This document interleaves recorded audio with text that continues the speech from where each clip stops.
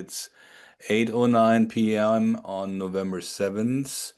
I call the meeting to order and make a quick roll I think it call. might be 2 o'clock our time. Yeah, But- East Oh, sorry. Standard Time, yeah. Yeah, sorry. I'm 6 Yeah, hours ahead of you. Autobahn brain. Sorry. Yeah, German brain, German time zone. So, quick roll call. Rob Almeida, not present. Paul Böhm, Present. Matt Boger, not present. Mary Hartman, Here. Judith Long, Here. Tracy Morano, potentially later. Mark Martinez, Here. Linda Miller, excused, not here. Sven Weber here. So we have a quorum with just 6 out of 10.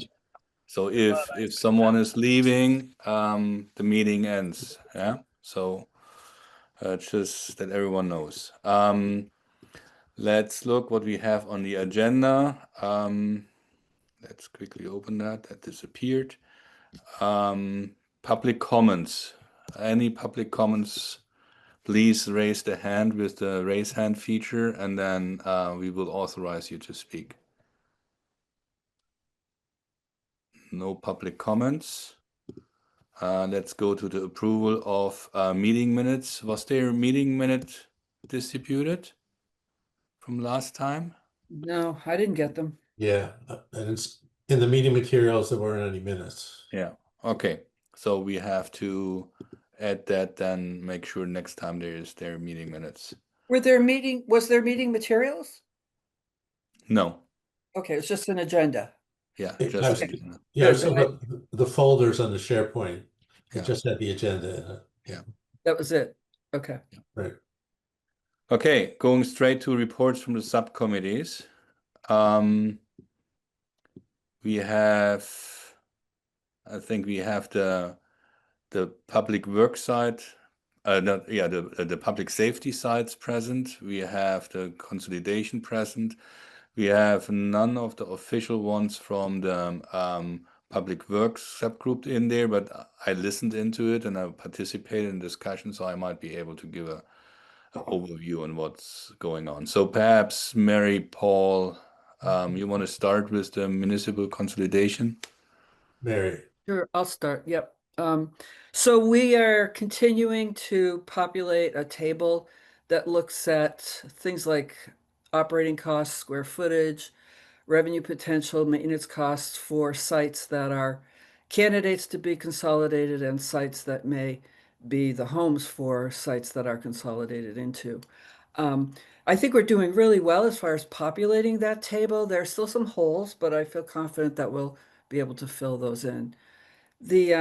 We're also taking a closer look at some of the potential consolidation target sites and including some lease or lease to buy options of property in Concord.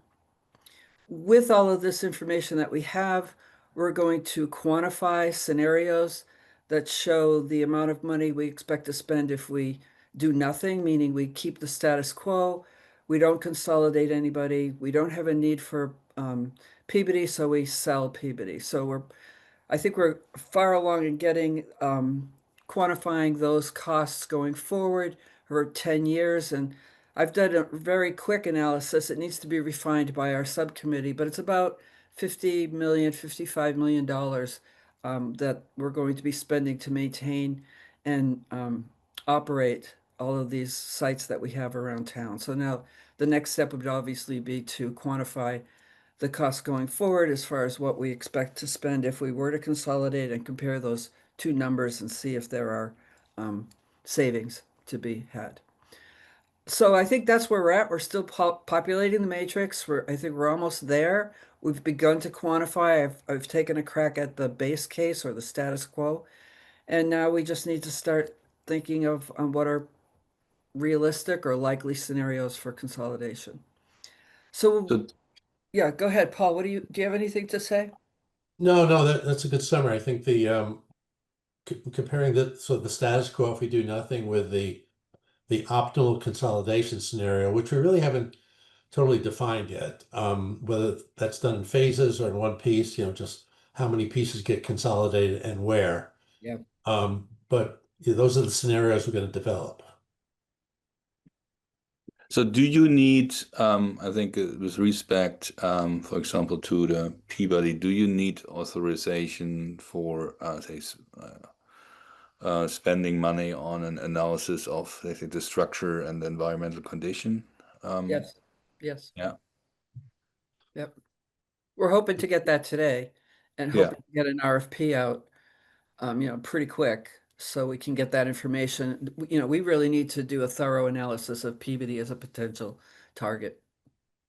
Yeah, we better figure out problems with Peabody early in the process Yeah. than late in the process. So that's the logic here. Right. I mean, I think our numbers are getting better. I think we need one more check on the operating costs for the existing properties, buildings. I think Russ has given that to us. I asked Tracy, we don't have a good number for Ripley, so the status quo at Ripley. Although I had a conversation with her yesterday, other than operating costs, there's no plans for any capital improvements other than if things break. So, they're in the middle of budgeting right now, so I didn't want to lean too heavily on Rob Conray, but so Tracy's going to give us some decent numbers on sort of the status quo. It's going to be an important piece. We don't have that yet. Yeah, I think it's important because the study, I think if I read it from last year, gives a capital expenditures to bridge 5 years, but didn't really talk about if this is longer than 5 years. And Well, the Gorman Richards report, I guess, it lays out different scenarios, but from the school's perspective, they haven't decided to do any of that, proactively. I think from the school's perspective, the way Tracy described it, if it's broken, we'll fix it, but we don't have any plans for proactive improvements. We need to confirm that, but that was the information I got yesterday. So we'll see where. yeah, we need to understand that, because the worst thing is we're doing all the plans here, and then in 5 years from now we hear, oh, the Peabody building needs to be rebuilt, or they need to have a home for 100% for sure. Because that's your title part of your work, is you need to know, like, when you do consolidation, do you have to find for sure a home for whatever is in Ripley, Yeah. or not? Yeah. So what's their 10+ year plan on Ripley? That's, I think, Mark. Paul, what type of assumptions are you using for utilization? So, for example, are we now as a town a full, 5 days a week in office, everyone having offices? Are we some sort of hybrid model where not everyone gets an office, people share cubes? Like, what is the philosophical status as where we are today on structure and where maybe we should be in 5 to 10 years? It's a really good question. And maybe you can chime in, but right now we are not making any kind of, I'll call it philosophical, cultural adjustments. We're basically looking at the numbers of staff and assuming that they will continue in their roles. It's sort of numbers. And we're making estimates on what the square footage of what each staff member and square footage of what each quote unquote program would need. So it's basically sort of a status quo assumption. Is that the right assumption? I'm not sure. But that's to answer your question. We haven't gone beyond just looking at numbers of people and square footage, and assuming that the work schedule is the same. If we hear anything differently, I don't know, Mary, how we tackle that. No, I think you're right. I think we steered away from quantifying any FTE changes in the base model and in future models. And when we think about the future, we might refine it. Like, we know that, for example, Carousel has an opportunity to expand. So maybe we put some in the future, in the 2B model, we put in some extra space for that. But no, we haven't gone in and done any kind of organizational development type studies to find out how people should be situated, how many per square foot. We've just taken what we have. Yeah. And what about, are we using sort of peer data? So let's pick on HR for a second. you know, my understanding is with HR had a few extra people and they had to because there was some extra work that had to be done, but now we're no longer in that sort of catch up phase. Like who's doing the analysis to say for, you know, a town our size, we need X number of HR people. And so like each one is sort of benchmarked to where we should be as sort of a, let's just use the word efficient, responsible. I think those questions are answered during the budgeting process. I mean, there are, you know, in terms of a 10-year projection, I'll get back to that in a minute. We're making certain assumptions. Could we improve on that through, you know, I'll call it consolidation planning, you know, assuming there's consolidation and assuming that there are efficiencies. That's one area we're not tackling. It's a bit out of our scope. And I think the FTE adjustments in the future are out of our scope. It's something that, you know, I think when we get down to the point where we're making recommendations, I think, you know, Kerry and others would have input to that. But from our little group's perspective, I think that's a little bit outside the scope of what we're doing right now. I Thing just want to add, there is an Yeah. opportunity to ask these questions Yeah. about efficiency and headcount, and it's the budgeting process that, you know, at least in the short term is the best way to ask those questions. Yeah, well, thank you. I totally appreciate that. But we should be asking ourselves those questions, right?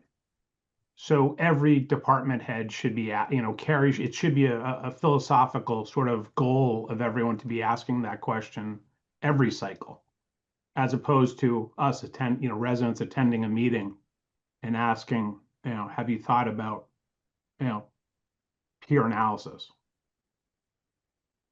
I mean, it's not, Yeah, but I it's think more of a it's, statement than a question, but yeah, I think you make an important statement. So no question about that. And philosophical, I Yeah. think it's important in a budget process. But if you look at the charter of this group, we can't kind of reconfigure the budget from our side, a long-term 10-year budget. We have to, I think that's the task to think about what is the guidance we are getting from the town with respect to long-term headcount growth and needs, given the certain trends we have with respect to 40Bs and MCI coming. Will this change the service needs the town needs to address? So Yeah, you know, out 10 years, you're going to have efficiencies for sure, but you're also going to have growth. yeah, And so, you know, there could be staff growth that's legitimate, that's related to town growth, and there could be efficiencies on the other end. It's lots of assumptions in there, Mark, but I mean, they're perfect points. One point I'm going just to raise, because it came up at our meeting, is sort of the question on the planning horizons. We kind of kicked it over to FinCom to recommend, do we plan for 10 years, 15 years? And Kathy took that to FinCom. I think Kathy was going to come back and talk to you, Judith, and Sven about those planning assumptions across all of our groups. Right now, we're looking at 10 years. Is that the right horizon or not? yeah. At the moment, we should look at 10 years, but we might have to adjust depending on certain things. And we know, I don't know, a certain solution is only available in year 5 from now. We might have to think, what's the trend, the potential trend after 10 years? But at the moment, I think that's where we have to put a stake in and be consistent with the 10-year capital plan. But if we see a certain trend that is going longer than 10 years, we have to take that in account. And one of the big trends could be, I don't know, MCI will take forever. And the effects of MCI we will not see in the next 10 years, but in 15 years, which could be a realistic view to look at it or not. Yeah. Yeah. Well, and part of that, FinCom was going to recommend inflation numbers to use. You know, looking out 10 years is not static. Yeah. So if we're in year 0 now, the status quo, Mary, is not going to be dependent on year 0 numbers. So we're going to have to inflate those numbers. And so I know, I we're did looking that. for some direction Yep. from FinCom on that. Yeah. Well, we can get expected inflation out 10 years. That's pretty readily available through the Federal Reserve, but that's all. That's all I have to say. Yeah. We can get that. Yeah. Okay, so let's do approvals of the studies and so on when we wrap up all of the groups, and then we can perhaps make one motion for all of them that might be relevant here. Okay. Next group, again, no, not more people joining, so let's focus on the public safety side. Who wants to take a lead to debrief on that? Mark, Judith? Oh, I can take it, Sven, because I Okay. put some slides together. I also, by the way, have a slide for the cost studies so that we can use that Yeah. as part of our conversation. I'm not sure if you had a chance to see that because you're traveling. No, I literally parked the car and went into Oh, my. okay. All right. All right, let me just get this set up so I can share my screen.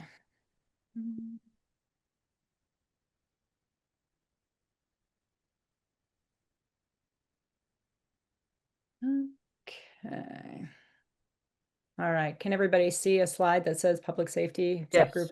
Yes. Which is, it's not like I've created a special deck for today. This is really just showing some slides that we had last time because I was preparing some slides for later on in the agenda.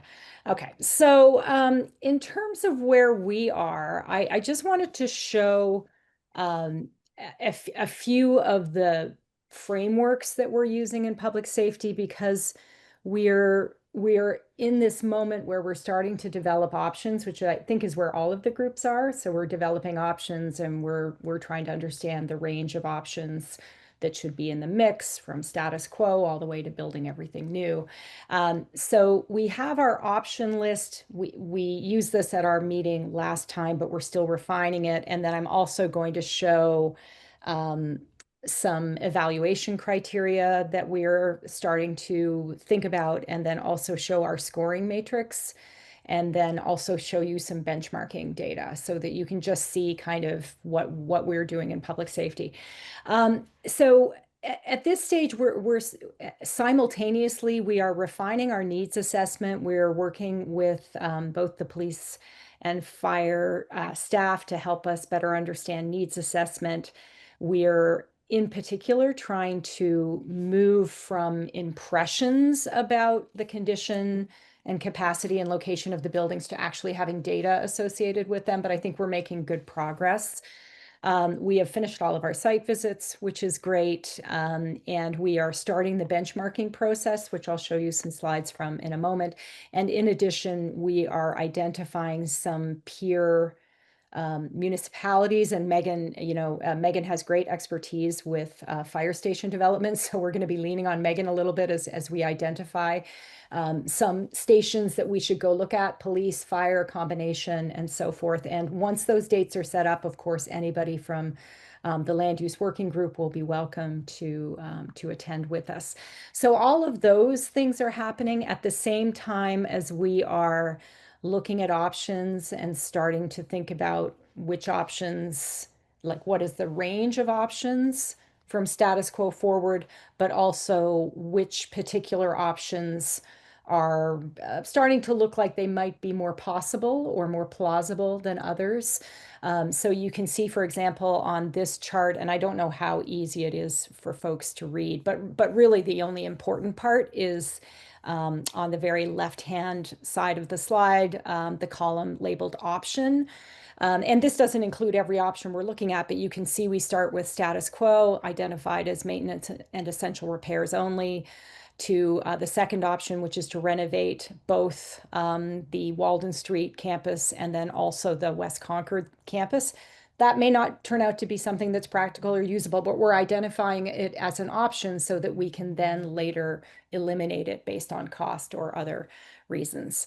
And then 3A and 3B are what we're calling hybrid options. They're combinations of renovating either one of the two existing buildings, either Walden Street or West Concord, and then building on the other site, right? So it could be that we renovate Walden, build new on the West Concord campus, Or in 3B, we renovate Walden and build a new West Concord campus, but not on the West Concord site, right? So there's a range of options that sit in number 3, even though they're not fully laid out on this slide. We're kind of working on elaborating those two.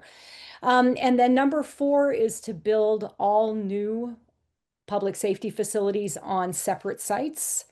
So that could be a new West Concord Fire Station, either on the existing site or on a new site, build a new Concord Center Fire Station, either on the existing site on Walden Street or on a new site, build a new police station somewhere town-wide, because they don't necessarily need to be geographically distributed. Or, by the way, a combination of building new, right? So the police could be in conjunction with one or the other. So again, there's a range of options in there. And then number 5, sort of representing a spectrum from not building to building everything. Number 5 is exploring the pros and cons of building one central campus. Is that possible from a response time point of view? What are the pros and cons of approaching the project that way? So you can see that this is, so we're playing around with the table. We're starting to get some preliminary cost numbers together, and understanding, sort of the lifespan under each of these scenarios so that we can come up with a cost per year of extended lifespan kind of metric, challenges with project delivery, which ones have relatively minimal disruption to existing services, which ones have higher levels of disruption, so on and so forth. And then just starting to articulate pros and cons, right? So, and this is not, this was our first kick at putting this table together. It's very early days, but this is the beginning of our thinking. Nice. So I have a question, Judith, for scope. You mean that's disruption? Is that how I should? Scope is with regard to cost, actually. Well, and it's with cost and project complexity, I guess, would be a great way of saying it. Yep. Yeah. And so that kind of defines the spectrum as well, Mary, from like lowest complexity of project, which is just doing status quo, versus building something new. And by the way, 4 and 5, 4 would arguably even be higher complexity because you're building multiple buildings. Mark, I don't think you're allowed to have a question on our own work product. I'm just kidding. Okay. Just kidding. Go ahead. First of all, that was great. Thank you. There's good. like 4 more slides, Mark. Well, this slide is fantastic. I love it. Okay. I guess the only follow-up, Judith, is I think that, at least from my own, I'll just speak from my own perspective here. I think that status quo for me for the police station is not an option. Status quo for me in the West Concord Fire Department is not an option. If we look at what the town has spent to sort of, try to get engines to fit in West Concord, combined with the growth in West Concord, I'd love to think we could renovate it, or status quo is going to work, but I feel very strongly that neither status quo nor renovation is going to work on either the police station or West Concord Fire Station. So just my 2 cents. Yeah, and I think this is where a similar potential study request comes into play, specifically around the Walden Street building. Is this renovatable or not? So is a structural and status quo view of this? Because again, if it's just really absolutely not working, because you put more money into something than it's worth, then we can take that renovate model off the table. But right now, I think there's a difference of opinion what might be possible or might be not possible with the Walden Street building, and could it be renovated and just used as, let's say, the main, as an example, as a main police station with a small fire presence, while having a brand new main fire station in West Concord. Yeah, and for that, I think we will need, similar to what we need on the Peabody building, an understanding of the structural integrity of the building and what is needed if we would go that path. Yeah, so I think it's great to sort of evaluate this kind of a table and what role it serves in communicating to the public about the work that we've done. And the idea here is, I completely agree with Mark, personally speaking as Judith, like I completely agree that one's not even on the table, but we need to be able to document what we think are, not an exhaustive set of options, but the reasonable options that anybody in town would come back and say, hey, did you think about this? Right. So in the next phase, Mark, kind of what I envision, and maybe this is helpful for other folks as well in other subgroups, I would envision sort of like graying out that first column, or pardon me, the first row, and graying out any other options that kind of fall off the table in the first round before we even get to more detailed analysis. And I think there might be other ones in the table as well that would probably fall off. So it's really a record keeping mechanism. And then we can visually illustrate that, yes, we looked at this and it fell off for this reason. So now we're focusing on the ones that remain. Does that help? Yeah, I Okay. think this is a really good summary table, Mary. We could adapt this pretty quickly. Yeah. Yeah. That's actually why I'm showing that. Thanks for saying that, Paul. That's why I'm showing it, is because I think some of the mechanisms, with adjusting for whatever, considerations each subgroup is looking at, but I think the mechanisms could be useful. Yeah. And similarly, and I don't want to spend too long on this because I'm showing it more for template purposes while giving a little update. But we're starting to consider what our evaluation criteria are. And I know that in municipal consolidation, they similarly have evaluation criteria, but our tables are kind of flipped. Doesn't matter, right? But your evaluation criteria are columns in your chart, right? Like operating cost per square foot and so on and so forth. And whereas this is, just oriented a different way, but it's exactly the same exercise. So we'll be looking at cost, we'll be looking at delivery, we'll be looking at impact on operational effectiveness. And you can see that there's sub-elements here just to help people understand, again, communicating with our neighbors what it is that we thought about. Site and location attributes, stakeholder and community input, sustainability, risk management, and so forth, right? And then those would appear in some form of a scoring table. And so, these 7 criteria, and again, these are draft, right? But these are the 7 criteria in this table that if we're trying to compare alternatives, we can either score them, right? Like 1 out of 5, 5 is good, 1 is bad. We can rank them.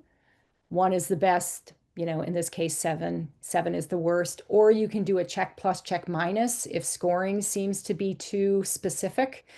So there's lots of different ways we can approach, a matrix that would evaluate these options and help support our recommendations and priorities, right? So this is just a very simple example showing how that might come together.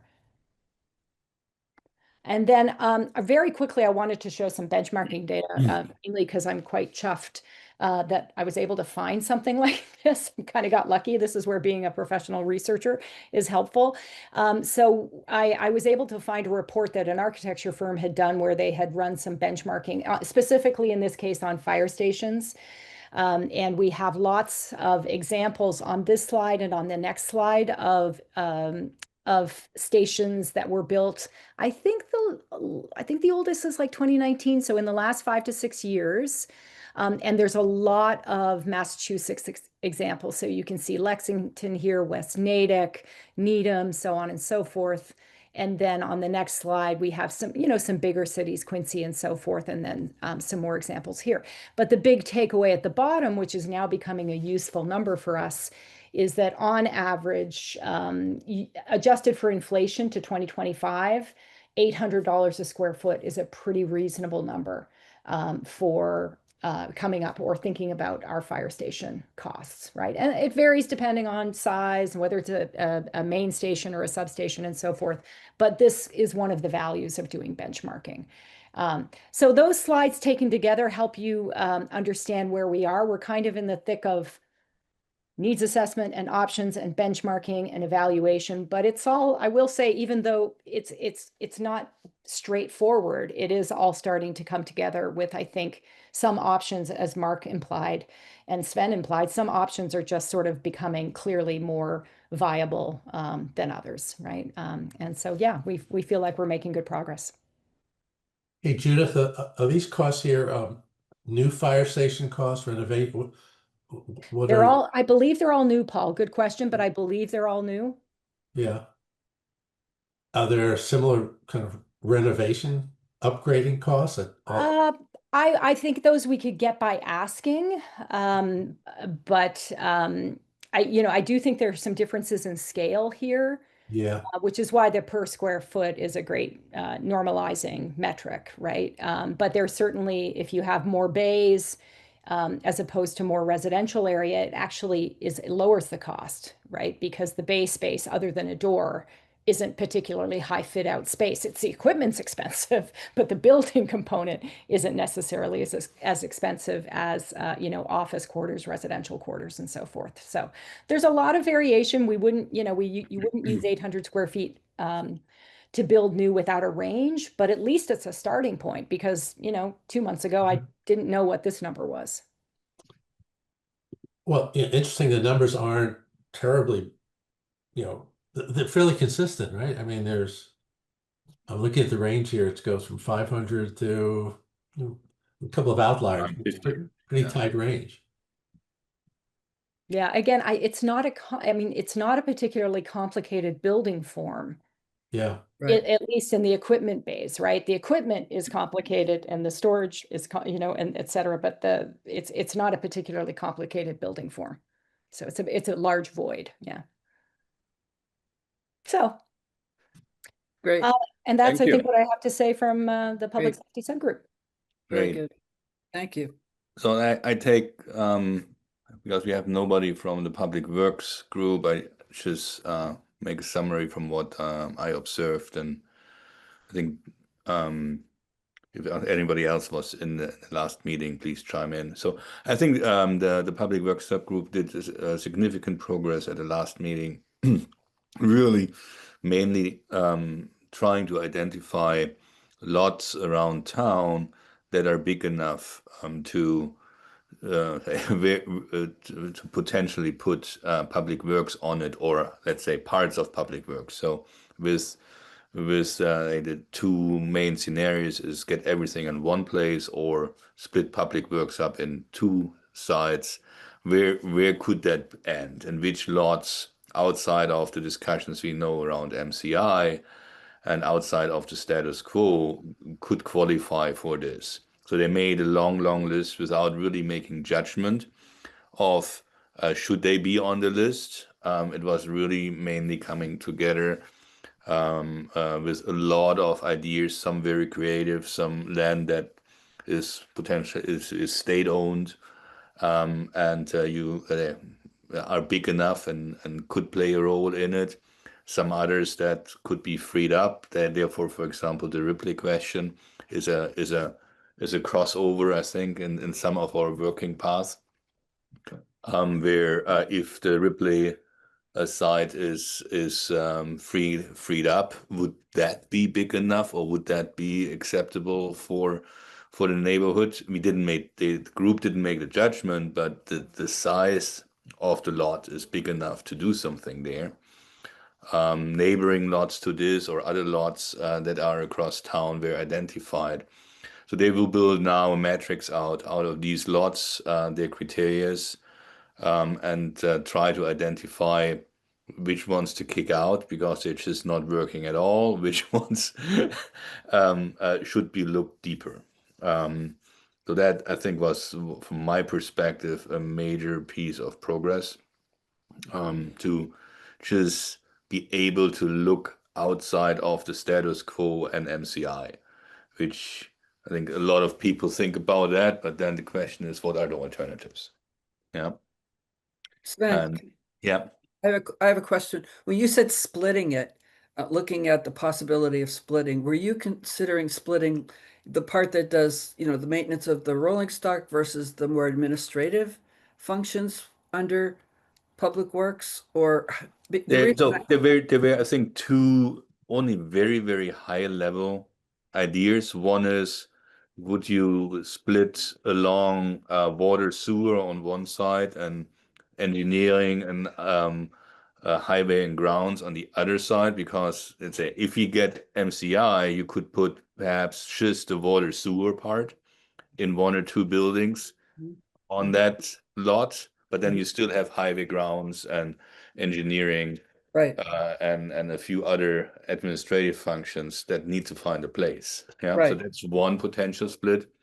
I think purely the administration alone and then everything else was quickly discussed. I'm not sure.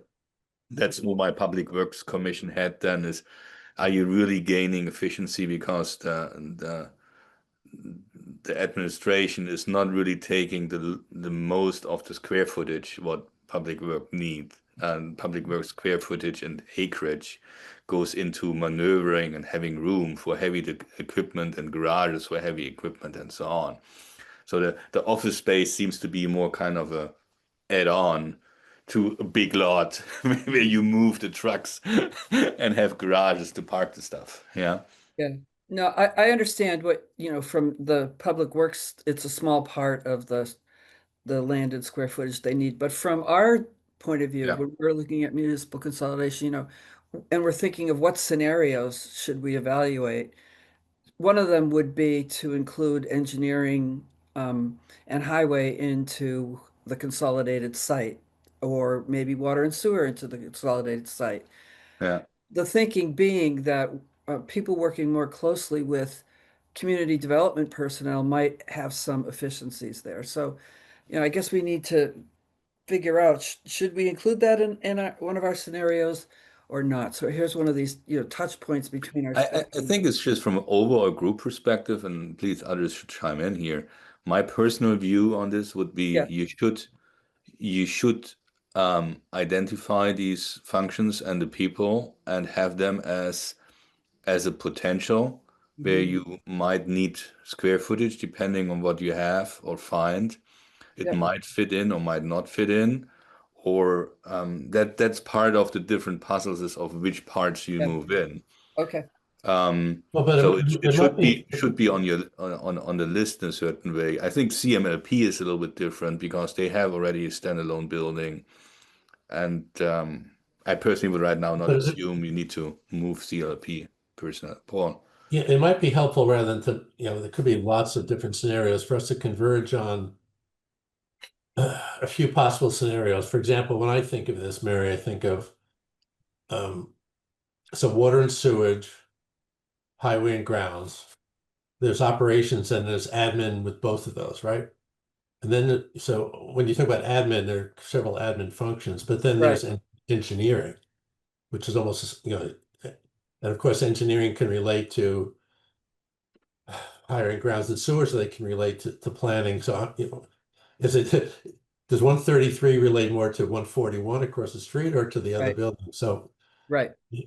I mean, when I think of admin, it's really not admin per se, but it's the two admins, and Alan, correct me if I'm wrong, one goes with highway and grounds, one goes with sewers, and then you have engineering, which No, is kind of admin was the an wrong office. word. It was more, actually, admin was the wrong word, because I think you're right. Yeah. You have admin that supports all of these functions. Yeah. It's more of, should we, is it engineering and highway and grounds? Should that be, is that something we should think about consolidating that or not? And likewise, But, highway and grounds has a lot of equipment, right? There's a lot of storage. So you wouldn't want to consolidate. I don't think. well, I think I need guidance from Alan here, which Yeah, is. I think that's not something we're going to decide here, but it's something. That's right. I think rather than fool around in 10 different scenarios, Okay. let's converge on Do one. you want to invite then Alan to your next subgroup meeting to discuss that? That might be helpful. It's not on the next agenda, which we just put together, but yeah, one of the next few meetings, certainly. Yeah, that's a good idea. We're not at that point exactly that we have to figure out exactly who would go where, but because we're dealing ranges of numbers, Yeah. Whenever you need it. Yeah. And then I'm sure Alan will be Yeah. more than happy to Yeah. join and Yeah, provide his input. Okay. Okay, Yeah. thanks. okay. Okay. So these were, I think, from the subgroups. From two of the subgroups, we have a request for actually really starting to spend money and getting experts. Looking on Peabody School. What can be done with that building? Is there mainly is there a structural code issue? What is needed to bring the building up to the code, driven by the change of use of the building from a school to an office building? In these situations, you often have to bring it up to the actual code, and the building was built according to code from, I don't know, 50 plus years back. And other concerns, and what would that cost if that would need to be addressed or mitigated. I hope that's the correct summary, Mary and Paul, or how would you define the scope of this? Yeah, I mean, yeah, that's the non-environmental side, but I think that's how Yeah. I describe it. I mean, we should do the environmental Yeah. in there right away with it. Yes. So I would think there should be approval that for the code, structural, and environmental concerns that there is a expert doing an analysis on Yeah. this. We just need a better number because right now we have a range, and it's a pretty good range, but it's a huge range. It's like Yeah. $20 million range, and it's not particularly useful or definitive to have a range like that. Then the second request we have to do I think it's more limited in scope on the west on the Walden Fire Station, the current building, fire and police station, to understand this is how bad is it? Is it that bad, or can it be addressed by a renovation with adjusting, and how many people are sitting in there? So are we facing an issue on this that is mainly right now overcrowded and not fitting, and a few air conditioning problems, or is it much more than that on the building? So understanding the renovation, you have that here on a slide. You have a slide for that, Judith? Or Yep. Yeah, There's something There. Wonderful. just showing it, just because Sven, there are a couple of other things that I think Yeah. are and there's we're a teensy bit out of order, but I think it's helpful to look at them all together. Yeah. Also You want to guide us through your slide? Sure, although you were doing a great job. So I'm sorry, I just felt it was useful to show like the list so that everybody could see them. And by the way, I may have forgotten something, and there may be things that people wish to add, but I think when we think about our total available budget, and I don't tend to think of this whole budget as being available to us for this year either. Like I want us to be, as I'm sure everybody feels the same way, we want to be diligent and strategic about spending the town's money, but also spending on this project. So I think that when we envision doing studies, that we think about what is necessary in the short term, what is necessary in a little bit, sort of a longer term. And in the context of a year, I'm talking about what do we need right now versus what might we need in 4 or 5 months. So I think that that's a helpful way of thinking about it. Sort of what do we need right away that's helping us sort out options versus what do we need when we're really down to 2 options. So the first thing I think we need is to do this development impact study. And Sven and I have certainly talked about this, and members of the committee have mentioned at several opportunities that we need to have better population numbers. We need to understand the distribution of population, how that's going to impact schools, public safety, and other public services. And I'm in contact with a couple of firms that provide this kind of consulting, trying to get a sense of scope and cost. And I would very much like to loop Megan in on that conversation, as well as the folks in the planning department, to see, sort of what they think is needed relative to what information we already have, so that we don't overspend on this and conversely don't underspend. But right now it's looking like 15 to 20 to do, I think, an analysis that would be focused on the impacts of the new residential projects that are either in the pipeline or approved. So, if we add 1,000, 1,200, 15, 2,000 units across town, what does that do for these various public service needs, which I think would be useful information. So that's number one. Number two would be doing the renovation cost estimates that Sven just, I think, very well covered. So the first is, and I didn't expect this, 2 weeks ago, I wasn't thinking that we needed this, but now I think we are in a place where we need to do a cost analysis on specifically renovation at the Walden Street Police and Fire Campus, because I had imagined that it was renovatable. But we are hearing some feedback from our staff that they don't feel that that's necessarily the case, or that it might not be cost efficient.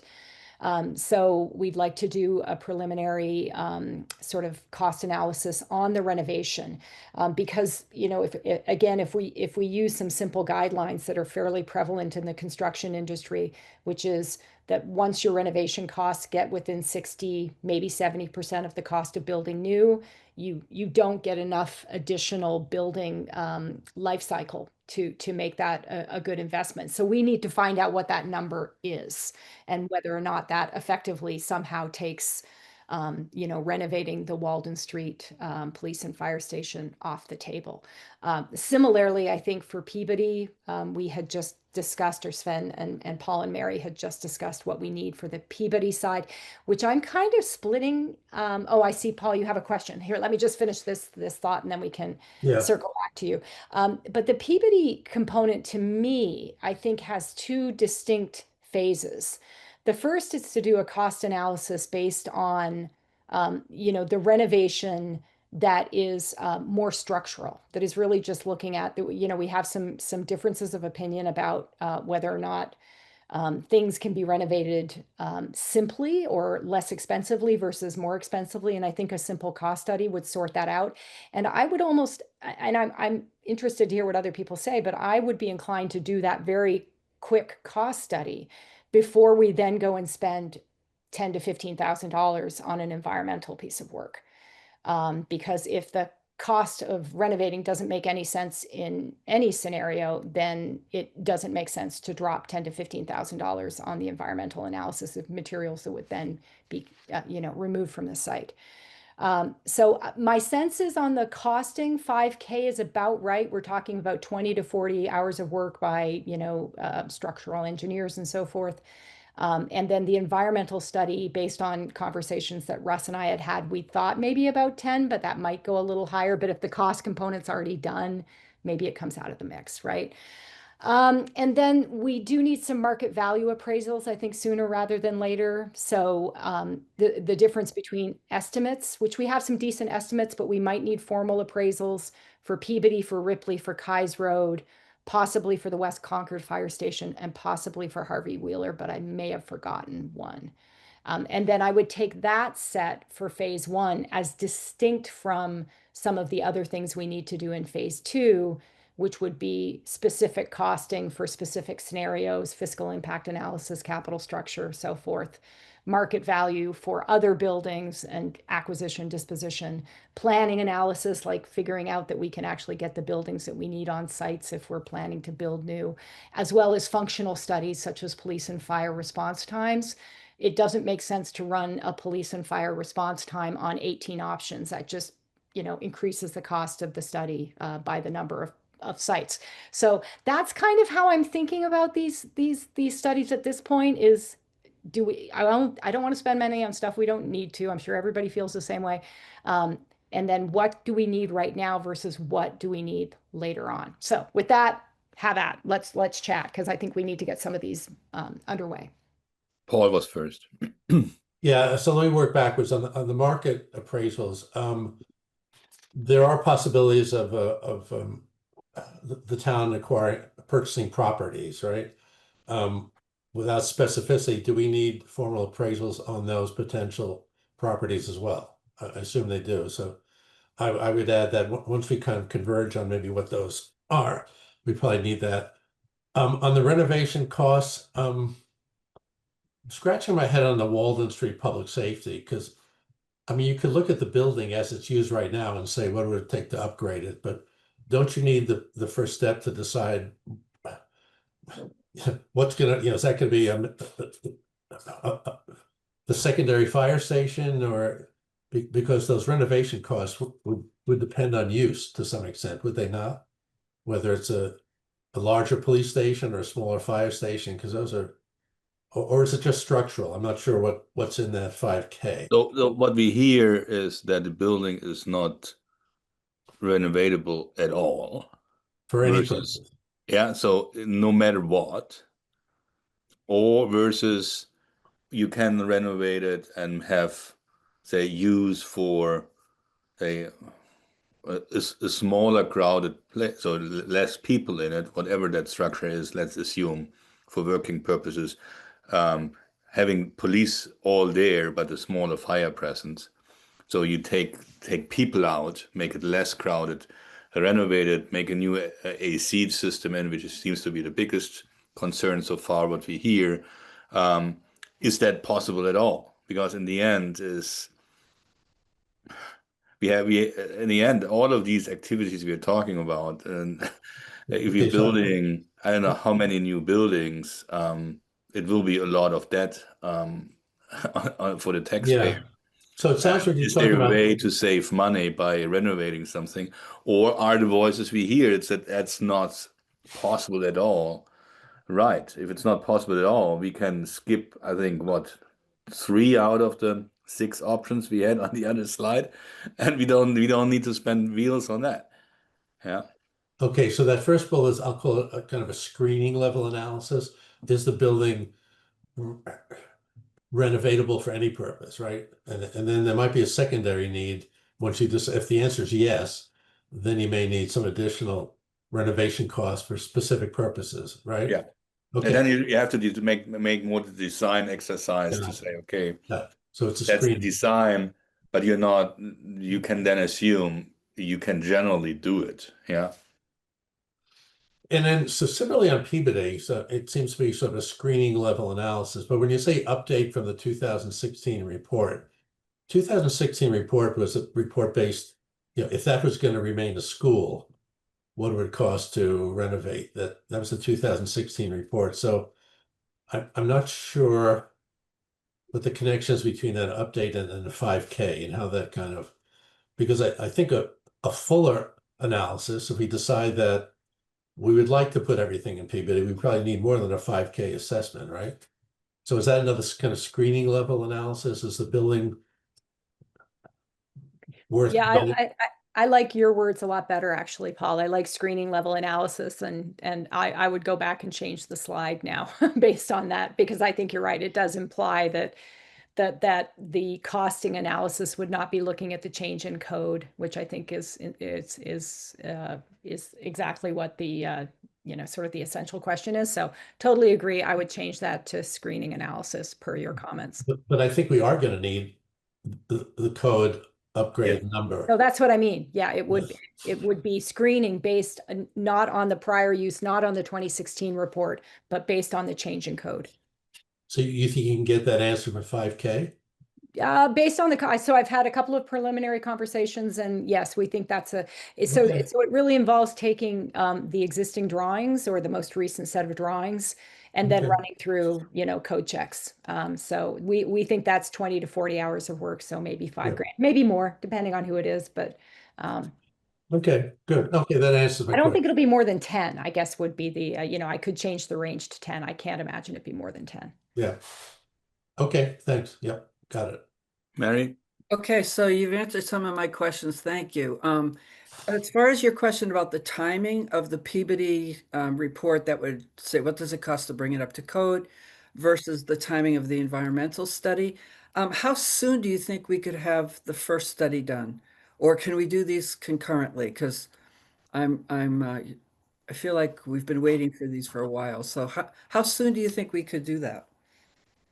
Great question. I mean, I have to say, as soon as we started talking about it, I'm like, yeah, I mean, the PBD group is going to want them done at the same time, even though I think there could be some, some value in doing it sequentially, but it is going to slow us down. So I guess the question is, if the cost component showed that that the cost of renovation is going to exceed what we should reasonably pay to renovate that building, is anybody going to be upset that we have a $10,000 environmental study that is no longer really relevant to the question? And as long Well, as people are okay with that, then I don't know, it doesn't matter. I'd be okay with, having them done sequentially if I had a feeling that we could get the Peabody update, what's it cost to get it up to code, pretty soon. Yeah, I hear you. That perhaps we can ask Megan here and how fast the town can typically get stuff like that done. I think I'd have to defer to Russ on that. Okay, Russ. Alan, Or Alan, sorry. Alan's got his hand up, yeah. Yeah, I'm Yeah. gonna unmute. This puts Russ in an awkward position, and I think I need to be, can you hear me? Yeah. Yeah. Yeah, so we have made contacts with architects. People can do the work. We have some proposals, but we do not dictate, the spending. This is Public Works. I think there's been some what I call administrivia activities as far as making sure people are eligible to do the work. We need to work through procurement in town. I believe we were, ready to pull a trigger a few weeks ago as far as from our perspective, but there have been some kind of vetting that needs to happen that's outside of our direct ability to address. So I'm a little concerned as far as the fast track and what we can actually get. I do know Russ is talking to procurement on some issues with MCI, with some needs that the group has identified for a kind of programmatic evaluation for Public Works. But even that has not been a green light yet. We're going to have to work through procurement. And then on the other aspects, Judith, I believe Russ was working with you on identifying some firms that may be able to do it. But I'd also sort of volunteer, it's going to require a specific, scope of work, the identification of the funds, and then contracts with, procurement involved. So it just, all of this takes time. Russ, if you can add any more detail, I think we're all ears, but I'm just a little concerned it's not something that we can control as much as we'd like. Do we have And I do have one other aspect. I'm just listening. In the $150,000 budget, I'm not sure exactly if it's the source. I don't know what the source of those funds are. I know there were some that were identified. I just don't know how broadly they can be applied. And I just put that out there for, we need to understand that a little bit better. Well, that I think it's the sources. I think is town personnel needs to talk between each other. In this case, I don't know, Megan and Carrie on one side. Or Carrie Lafleur raised her hand. Carrie, go ahead. The source of funds here, Megan, is ARPA. It's readily available. We know where the money is. Yes, there is process that we have to follow. I would not say it's administrivia, it's law. And it does take time. We're talking about small amounts of money here.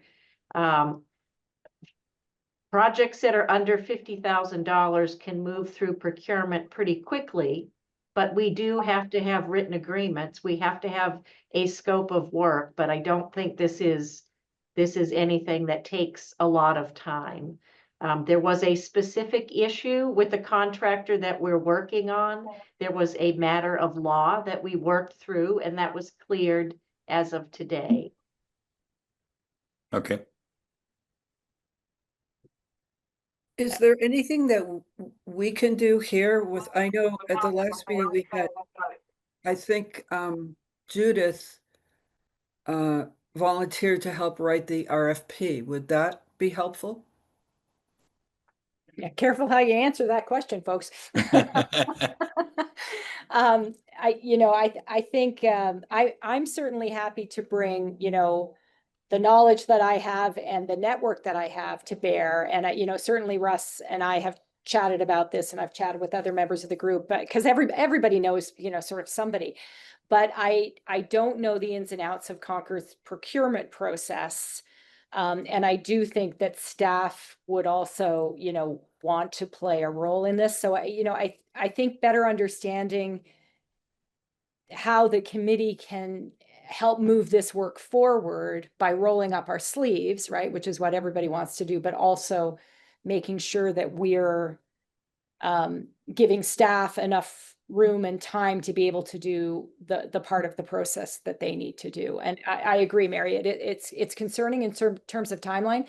But I also think, on the costing, costing is funny, right? At this point, there's certainly some technical things that we need to understand about the cost, but there's also some political aspects around the cost figures. So somebody could come back and say, if our working assumption was $400 a square foot for Peabody, and in fact, it should be $600 a square foot. And then all of a sudden, $600 a square foot, if you're building $600 a square foot to renovate versus $1,000 a square foot to build, you're at that 60% threshold, right? Whereas $600 a square foot to renovate maybe buys you, 20 to 30 years, but $1,000 a square foot might buy you 30 to 40. So immediately when you get to the 600 level, and so the cost study would be trying to sort out, where are we in this 400 to 600 range, or are we even further past that?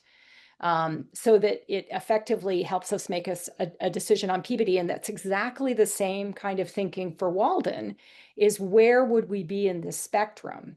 And it may even be that the cost report doesn't give us a satisfying answer. If it ends up being, $550 a square foot, $600 a square foot, $650, a square foot, it might not necessarily answer the more political question about people being motivated to find one solution or the other more favorable. So in a way, some of these decisions could be made even, I won't say more quickly, but I think that there are differences of opinion that might not necessarily be resolved by a cost study too, right? So Can I ask you back to the procurement question? Yeah. Specific questions. Do we have scopes of work for any of those three bullets: Walden, public safety, Peabody building, or environmental? I had a sense that there was something moving through procurement related to some of that. Is that a Peabody study? Are any of these scopes written right now?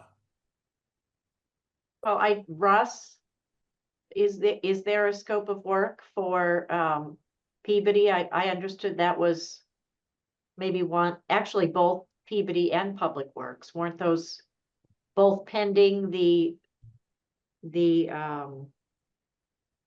review, the contractor review? Yeah, we have scope of work for Peabody to do the space assessment, which you've seen, and we have scope of work for MCI.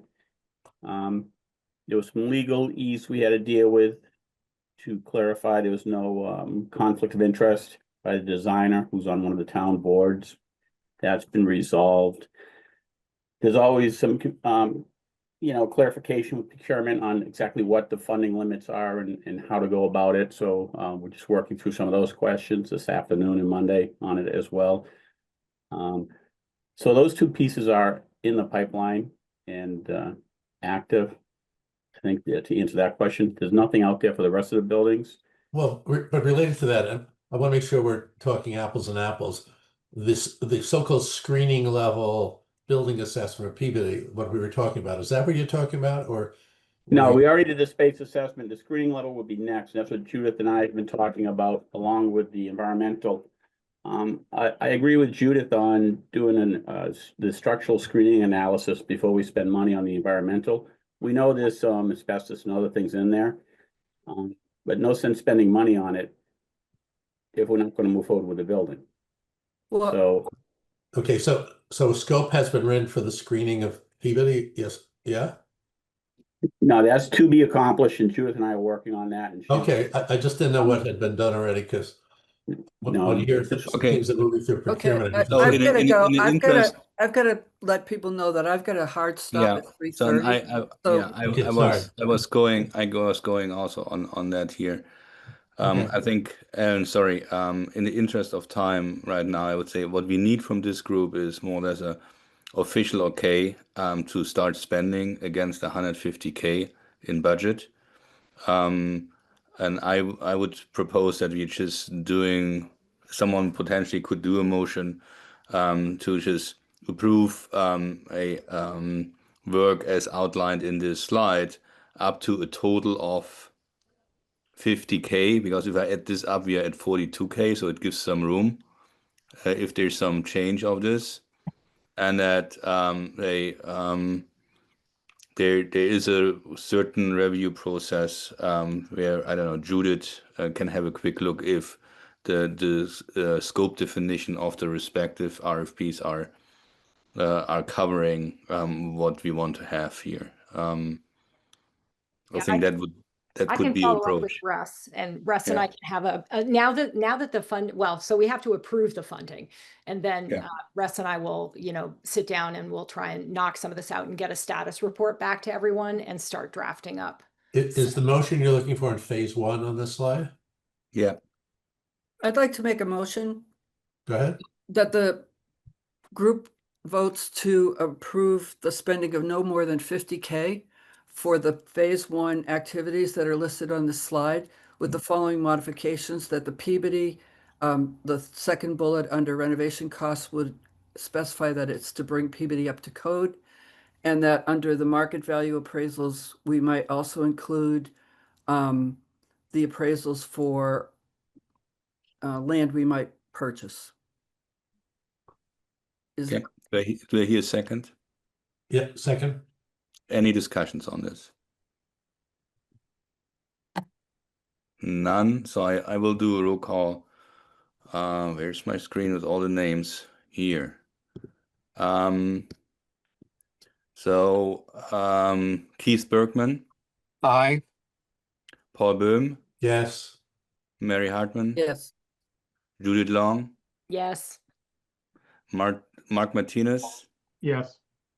Sven Weber, yes. So herewith approved, and let's get this moving. And I really encourage everyone. I know we are moving at a high speed, and I know we have to comply with Massachusetts law, so we can't cut corners, but we have to just get this moving here quickly, because a lot of work might fall the sideway if certain studies deliver a certain result. With that, going back to the agenda, because we have one larger thing in front of us. Next future meeting schedules, we're originally scheduled for the Friday after Thanksgiving, so we moved that meeting day out for 1 week to December 5th, and then logically the following one would be January 9th, because you don't want to do it right after New Year Eve. So just mark your calendars for these 2 days. Now, just that we have just a few minutes left. Judith and I discussed there's a need for an executive session of this group, so I will have to ask the general public to leave the Zoom meeting. This is driven, as you heard, that we might have to consider buying or leasing certain property, and we have to go in executive session to have a discussion here without bringing the negotiation situation for the town in jeopardy. So, I make a motion to move into executive session. do I hear a second? You need to say more than that. Well, yes, I don't have the script in front of me. For purposes of evaluating and negotiating You have the I can language. do it. You want me to do it? Go ahead, Make a yeah. motion to move into executive session to consider the purchase, exchange, lease, or value of real property if the chair declares that an open meeting may have a detrimental effect on the negotiating position of the public body and not to return to open session.